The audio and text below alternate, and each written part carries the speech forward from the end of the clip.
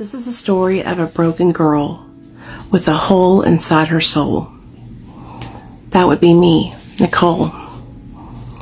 I was born Nicole Marie DeMeo in Long Island, New York, to a beautiful mother who's Mexican named Gina and my Italian father, Mark.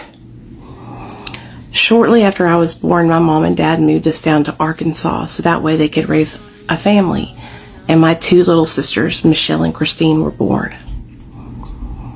Ever since I was about 5 years old, I have had a hole in my soul, a void, a nothingness, the need to fill myself up with something outside of me so that way I could change the way I felt and fill that void.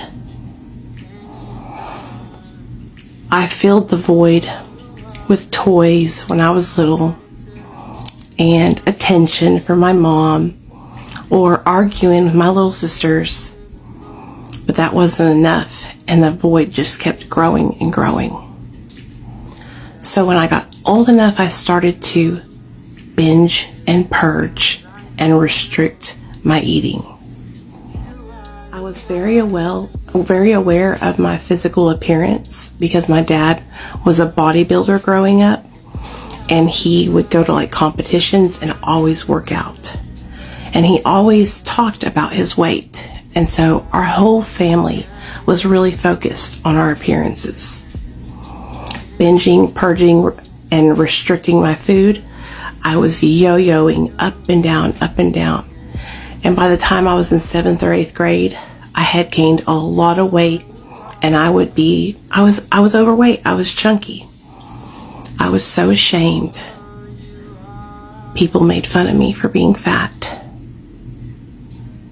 That is probably one of my greatest insecurities. And so I said, you know what? I can't go to high school looking like this.